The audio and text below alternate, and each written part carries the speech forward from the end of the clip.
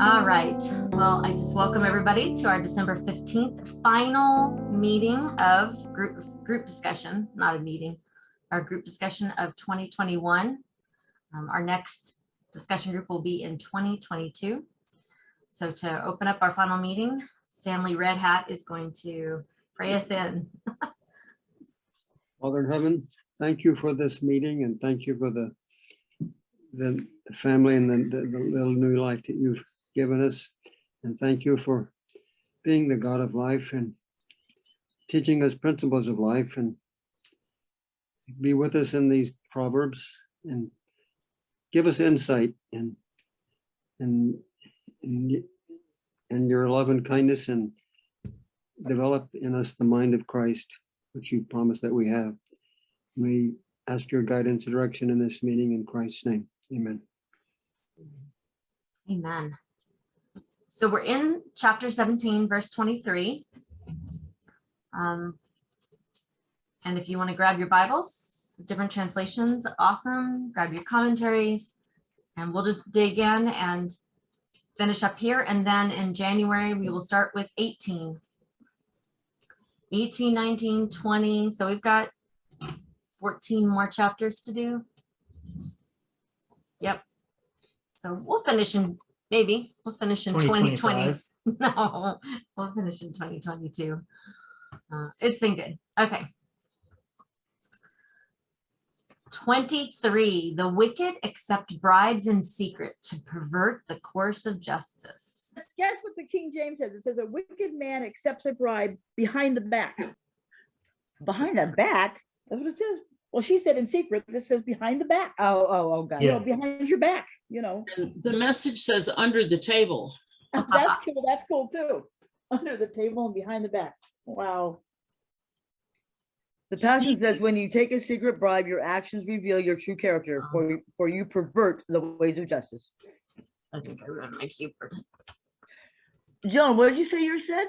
Under the table. Oh, under the table. That's funny. Under the table. Yeah. I like that. Yeah, secretly, you know, so no one else can see what you're doing. Right. Mine says out of the bosom. Oh dear, I don't think I Out of the want bosom. A wicked man taketh a gift out of the bosom to pervert the way of justice. like bosom is You've got it close to, you know, close to your chest. hidden in his pocket. Oh, I was thinking he said in the womb. I was so confused. I'm like, wait a minute. I don't understand. Okay. You've got birth on the brain. Well, I just saw baby Leo. Yeah. Yeah, it says the perverter of justice accepts a bribe from the pocket of one of the men involved in a lawsuit. Wow. Wow. Out of the bosom. Yeah, that's weird. Wicked. Well, you think it's not like you pull something out of Yeah. your jacket, Well, yeah, Out or of out of a your- cloak. out of a or- cloak or a, yeah. So, I mean, it's just a statement of what is, right? The wicked accept bribes in order to, they're basically bribing judges, right? I mean, Yeah. that's, A man who is prepared to commit perjury if paid to do so. Ah. Kind of Ah. flips a little bit. Huh? yeah. Commit perjury. Anybody else have anything, a different translation that says it differently? They spell perjury. Perjury. Is that pretty much what everybody's translations Yep. point to? I think so. Okay. Just something, obviously this is a way that we don't want to be, so I'll make that red. Okay. A discerning person keeps wisdom in view, but a fool's eyes wander to the ends of the earth. That's where that belongs. So a discerning person keeps wisdom in view, which is what we're aiming for, isn't it? But a fool's eyes wander to the ends of the earth. What do you think that means? Anybody else have a translation that might give The sense? Passion says, even the face of a wise man shows his intelligence, but the wandering eyes of a fool will look for wisdom everywhere else, or everywhere except right in front of his nose. Okay. So it's about where you look for the answers or for the direction. The New Living Translation says sensible people keep their eyes glued on wisdom. Okay. Ooh, Okay. Oh, I like that. My keyboard is not working with me. I dropped my keyboard and now it's just not, You get to order a mouse and keyboard. it's just not liking me right now. Okay, eyes on wisdom, glued on wisdom. I like that. Mhm. I do too. Yeah, where do we look for direction? I mean, where do we look when we have decisions to make? Prayer. Yeah. Are our eyes glued on God and his wisdom, or are they like searching the earth for all kinds of opinions, right? All kinds of opinions all over the earth. Or you go to your mentor. I mean, and hopefully your mentor is wise. I mean, that's the idea is Mine is. from God, I'll say. Yeah, well, you have a special one, right? So wandering the earth, eyes wander to the ends of the earth. I don't know. I kind of see that as like looking in all kinds of other places for wisdom instead of looking to God and his It's wisdom. kind of like the person who's, you know, thinking the grass is greener someplace else. And so they're always wandering around when right in front of their face, it's probably the best eating there is. Oh yeah, my word is everywhere. Your word is everywhere. Was it eyes on some distant horizon? Is that what she said? No, she said everywhere. Everywhere. Oh yeah, everywhere. Yeah, the voice is what Mark was saying. Fools fasten their eyes on some distant horizon. So something way out there that they think is the answer to all their problems, their troubles. Right. Ends of the earth, to the ends of the earth. Yeah. Except right. What I was just trying to think of examples of this, but I can't think of a specific example, but certainly, I mean, you can look around at just at society and see people hopping from this philosophy to this philosophy to this philosophy and looking for answers everywhere except for the source of wisdom. Well, what about, you think, oh, I'm going to buy a lotto ticket and that's going to solve all my problems. I'm going to win a bunch of money. Yeah, money, and yeah, and the gambling. Or the next scheme, or the The next scam. next or- scheme, next scam. Yeah, Yeah, that'll solve my problems. But that's yeah, gives that imagery of looking to tomorrow or into distant lands or the horizon and not dealing with stuff today. yeah. It could be the, well, I'll be happy when kind of Yeah. thing. I'll be happy when this happens, when I get that new job, or I lose those 10 pounds, or I mean, could be something like that, chasing after stuff like that. Yeah, good advice. Okay, a foolish son. Oh, we've kind of heard this before. A foolish son brings grief to his father and bitterness to the mother who bore him.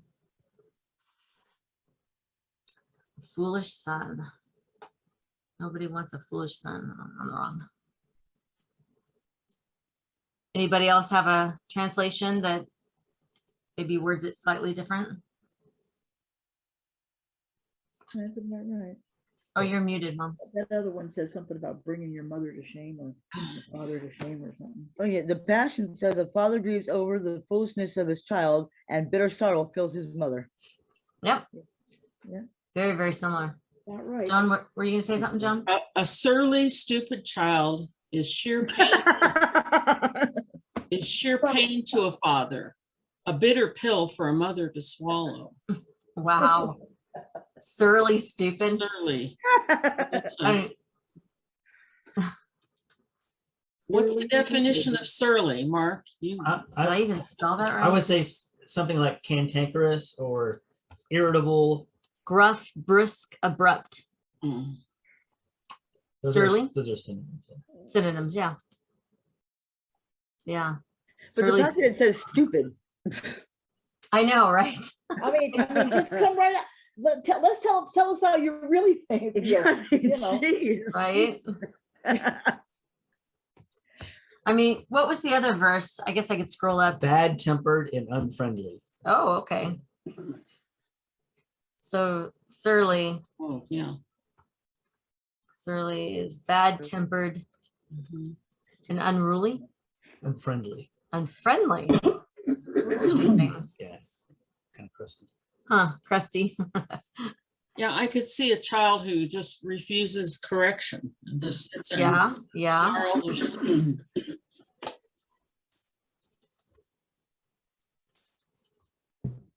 Are we ever that way with God? Yeah. Mhm. Do we ever bring our Father grief? Where was the other? Absolutely. Was it in this chapter that we read that one about father and mother? This one says variance of I guess it wasn't verse this chapter. 21, Isn't it in 16? verse 1 and or 15 verse 15? 20. Oh, okay. Let me write that in there. Mark found it. There's a lot of them in Proverbs. I know so- there are. I Okay, think it was the so more recent one though. We read it somewhere. for sure. 10:21 10:21, having a fool for a child is misery. There is no joy in parenting a fool. and 15. Oh, 10. Oh, yeah. 15 verse 20 15:20. So and 10:1. 10:1, not A 21. wise child makes his father happy, but a foolish man despises his mother. That's 15 verse 20. And then 10 verse 1. Brings his mother So to- Proverbs 10:1 and 15:20 also refer to this same kind of idea. Yeah, 10:1 says, the Proverbs of Solomon, a wise son makes his father glad, but a foolish one fills his mother with sorrow. So 3 verses, Yeah. 4. This one plus 3 others that Mark, must have been an issue. Yeah. what's the scripture that you said about bringing the mother to shame? Or father to shame? I think that was 15:20. Was it 15:20. I guess I missed the third verse. I have 10:1 and 15:20. Oh, it's the man who shames his son. Oh no, shames his mother. Same Okay, chapter, yeah. verse 21. Okay, 17. never mind. I'm sorry, Mark. You already Oh, quoted it. 17:21. Yeah. 17:20. Oh, so it was in this chapter. Uh-huh. Yeah, I can't. Did I say shame? I can't find it. Verse. 17:21. Having a fool for a child Oh. is misery.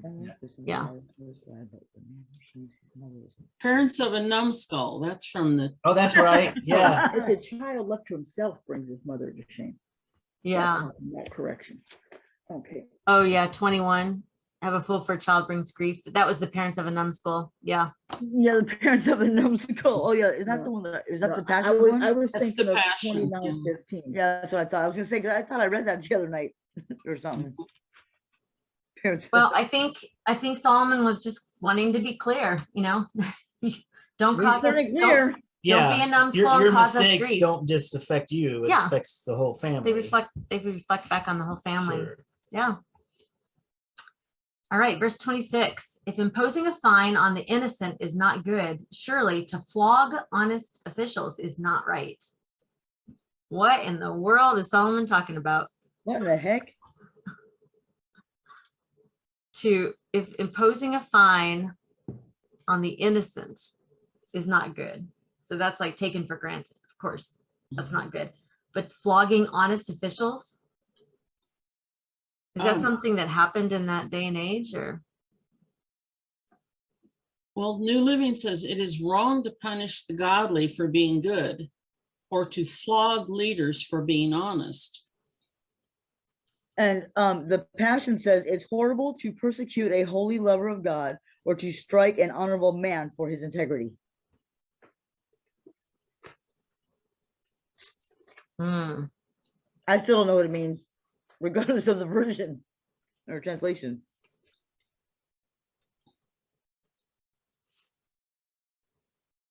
Yeah, so I don't know what the context is. I mean, who's flogging the honest officials? It says lash the noble Lash the noble? for their integrity.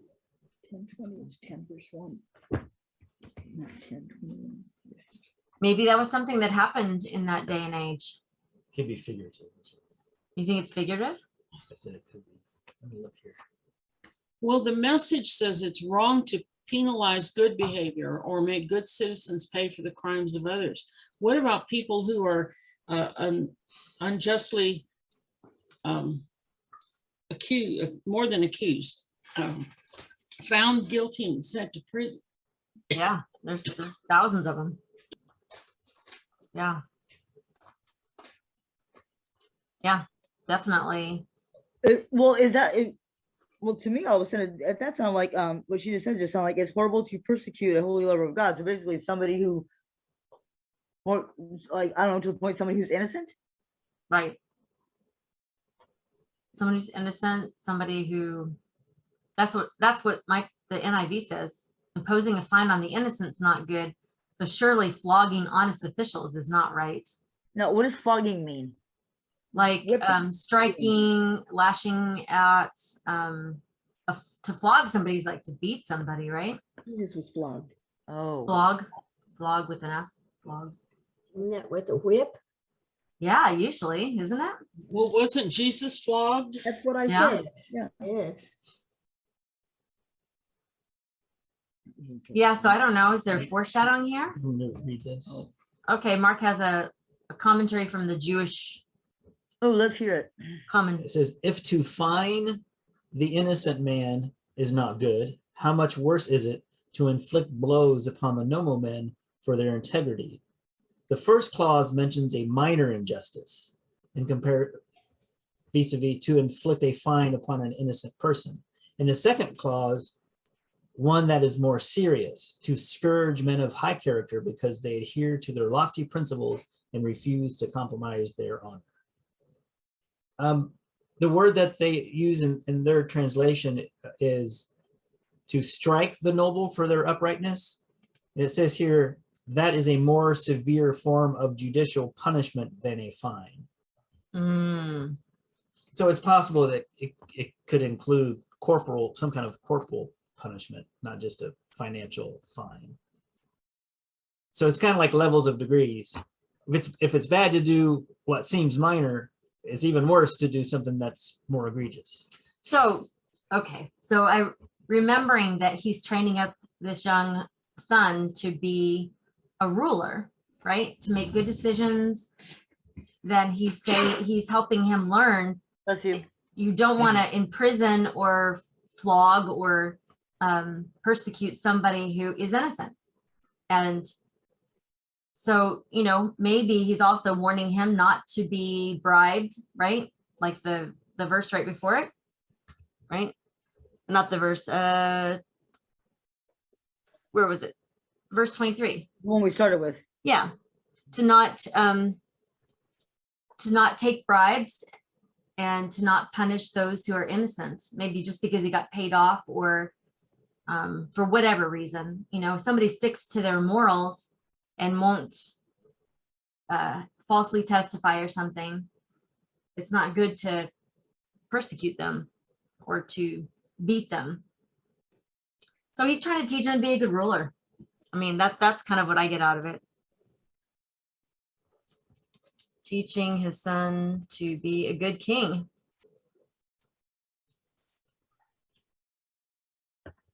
Any other thoughts on that?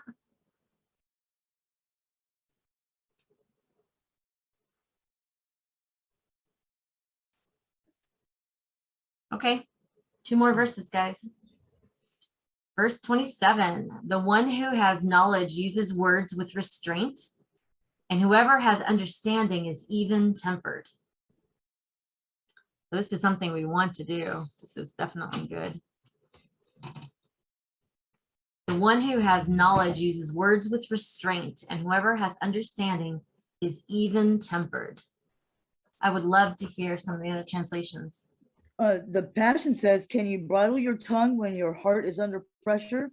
That's how you show that you're wise. An understanding heart keeps you cool, calm, and collected no matter what you're facing. That's good.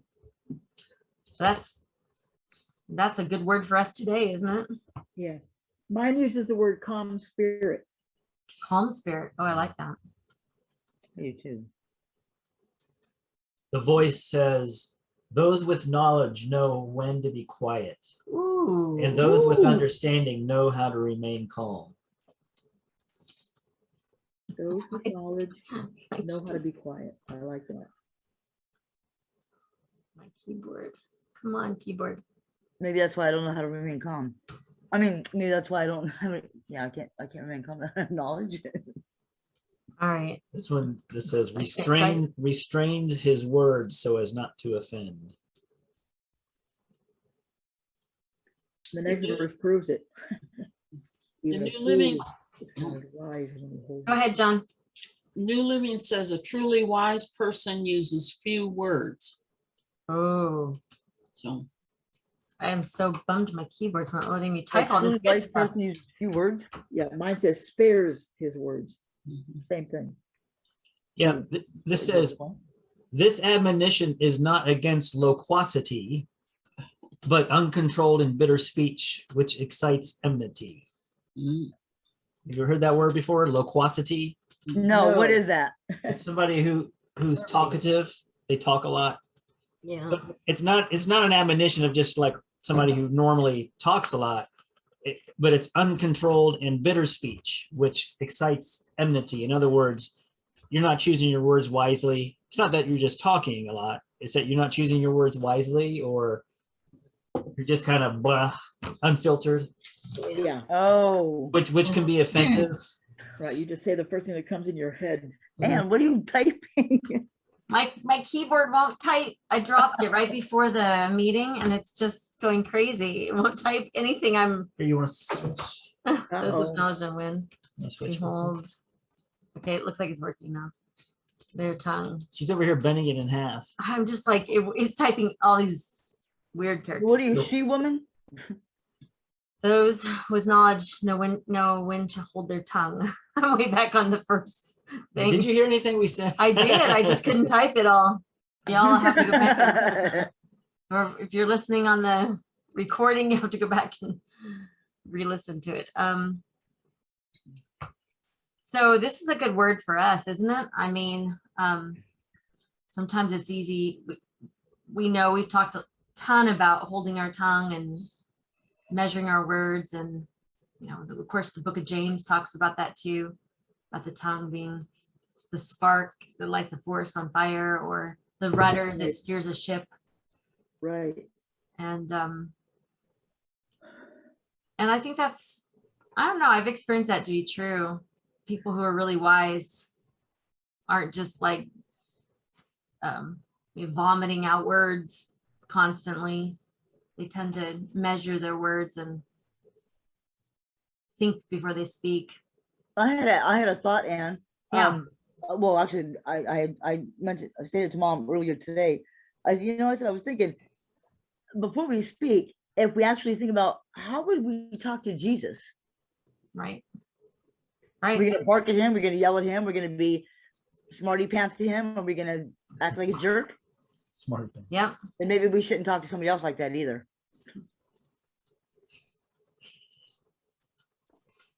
Yeah. I listened to a podcast How would we today. speak to Jesus? Yep.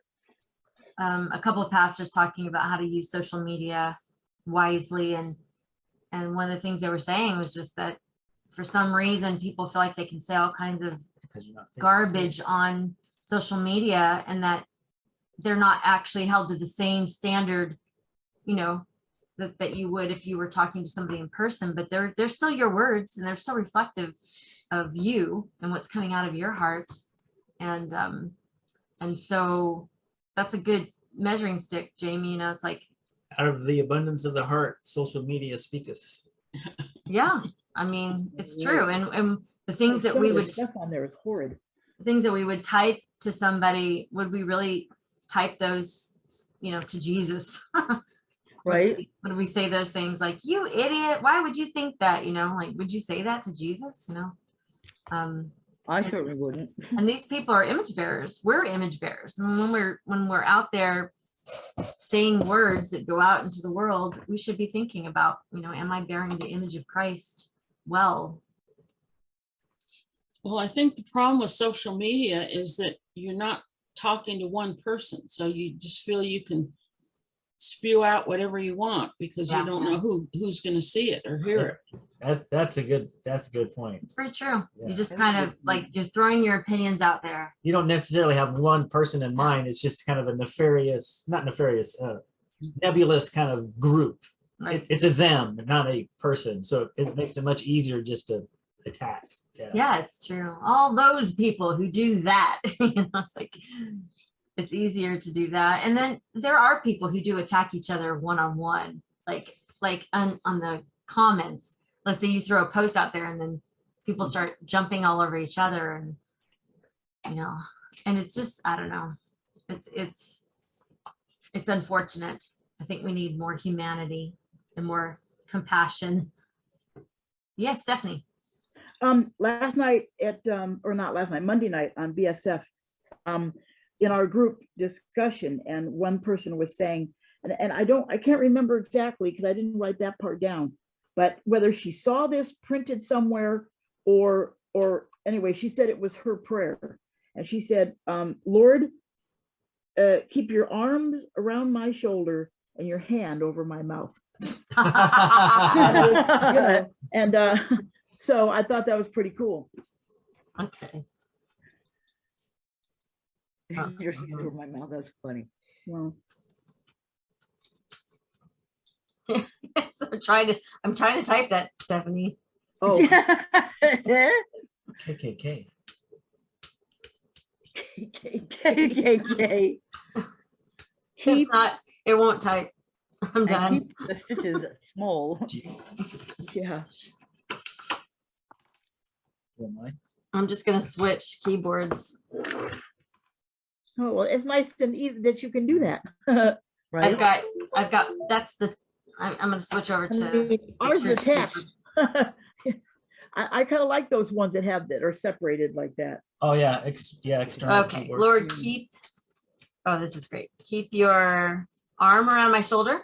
Yeah, And your hand over my mouth. you got your arm twice.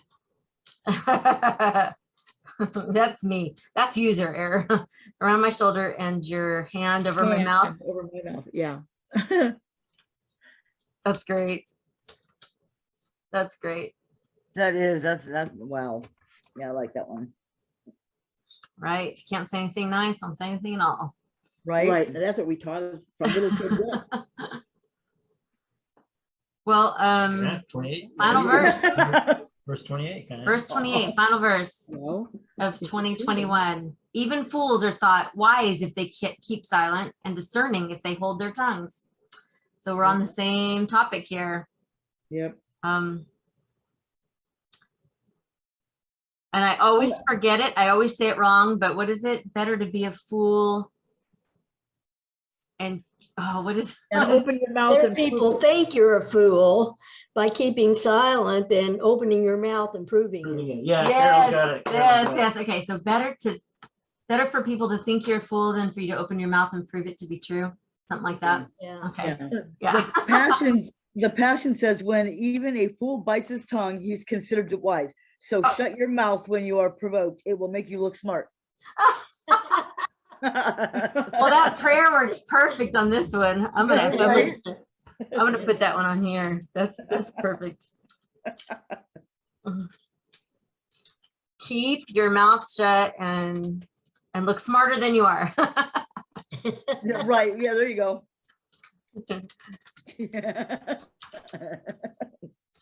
Oh, that's funny. Oh my goodness. Does anybody have a story or anything, any examples of when you've seen this to be true? Just, Oh yeah. I think you left out a word there. did I? Keep your mouth closed. Yep. Yep. Shut. Thank you. Thank you, Carol. Oh, shut. You're Okay. wiser and smarter than you are. Some say it's Abraham Lincoln. Oh, some have said that's Abraham It's Lincoln. better to keep one's mouth shut and be thought a fool than to open it and remove all doubt. Remove all Yeah, that doubt. was it. Remove all doubt. That's it. That's it. Okay.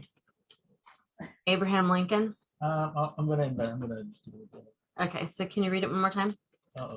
Better to. Better to remain silent and be thought a fool than to speak and to remove all doubt. Better to remain silent and be thought a fool than to open your mouth Yeah. and remove all doubt. Then speak. Sorry. Then speak. Then speak.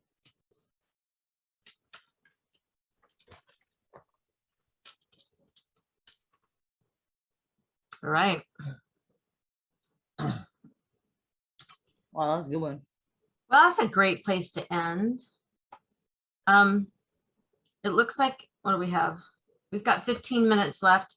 How about we take a few minutes just to kind of maybe share something you've gotten out of the last 26 weeks. I think that's how many it's been, Proverbs, something like that. Maybe it's more.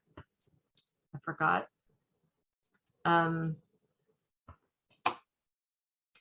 Let's see. I'll take this.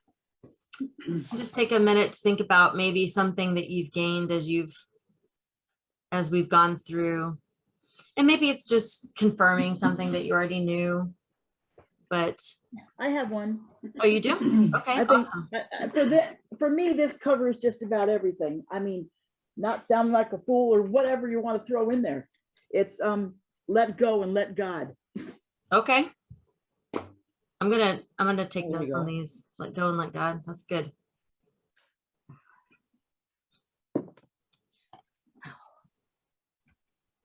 Yeah, that's a good one to remind.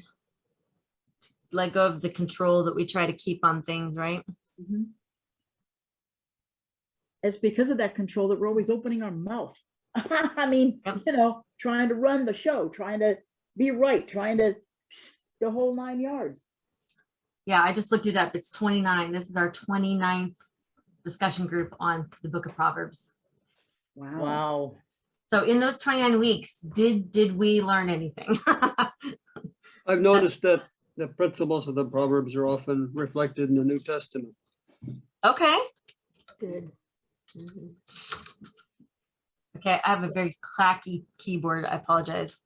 I'll try to type quietly, but the As long as the principles, keyboard works, that's all that's important. right? I know principles in Proverbs are also found in the New Testament. You know, Stanley, I mean, the people in the New Testament who wrote the New Testament, very familiar with Proverbs, probably had much of it memorized, huh? Yeah. So it makes sense. I mean, and what do they say? James is like the New Testament Proverbs. A lot of pithy, wise sayings. Yeah, Carol. I was just agreeing with what you just said about know the concept. And I probably knew most of the concepts already from way, way back, but I really have a deeper feeling about it now, and I'm more aware of it. I'm seeing things kind of in my everyday life and say, aha, that's a proverb. You know, it just made me Excellent. more aware. Oh, that's awesome. Made more aware. That's good. That's good. Okay, so if you were talking to somebody who has not been a part of these groups, what would you tell them? What would you tell them to convince them to join for the remainder of our time in Proverbs? We still have a little less than half. You know what you're missing. You don't know what you're missing. That's a good one. Yep. I would probably agree with what Carol said. Just it's a good reminder each week of the things that we say and do and how they reflect. It makes them very practical and useful in daily living. They're not Right. theological concepts that are hard to understand. Sometimes they're worded a little differently than we might. And so that's what's so neat about spending time with it. We're not by ourselves just reading it and Yeah. going over the words. We sit with them and take them Right. apart and break them down and try to get to the heart of the matter, which is what I like doing anyway.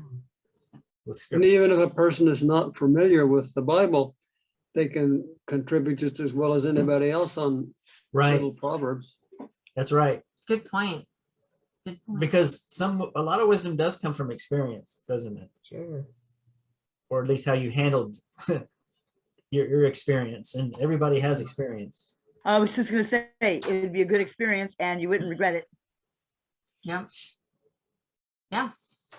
You're gonna say something? I've enjoyed it. You've enjoyed it? Good.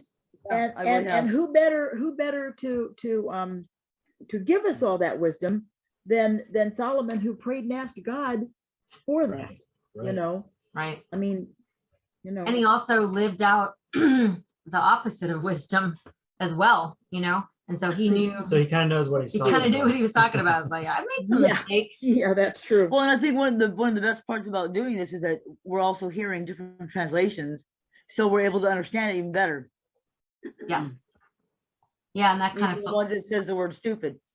follows yeah, it follows Stanley's point that, you know, when you come to this group, we're all contributing and sharing our experiences. That you don't have to be a theologian, right, to understand this. You just, we're all Yeah, we we're all don't kind of gotta feel like diving in holding hands. together.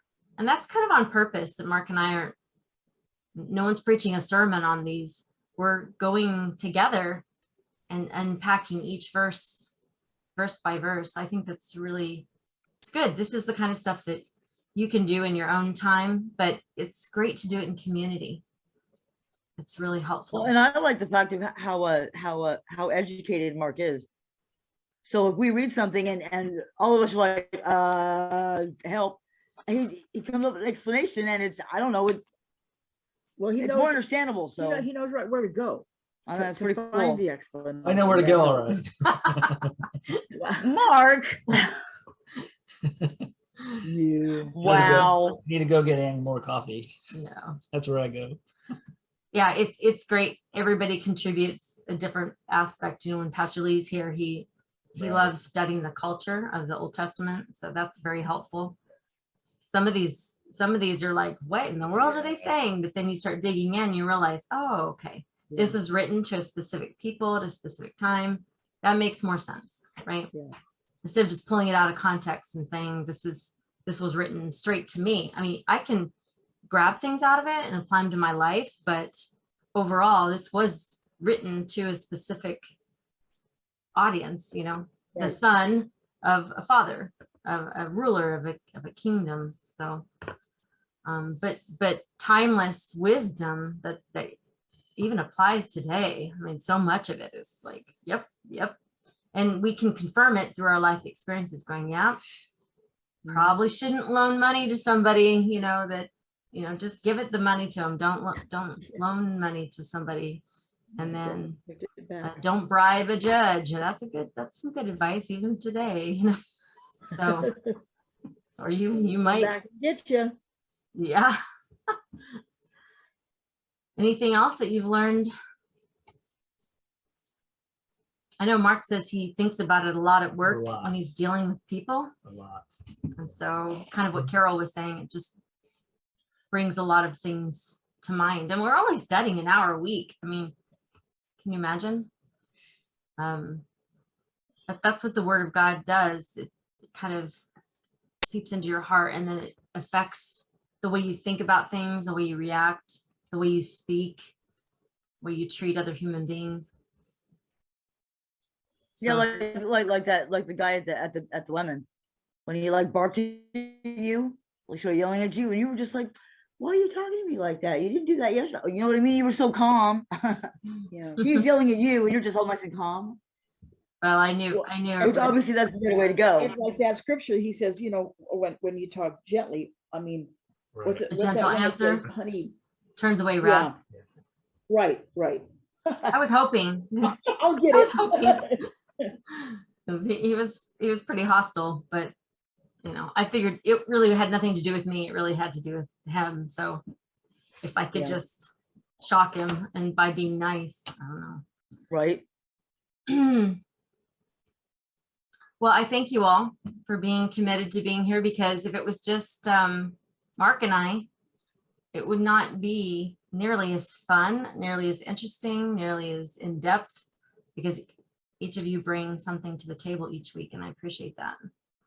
So are we all in for the second half of Proverbs?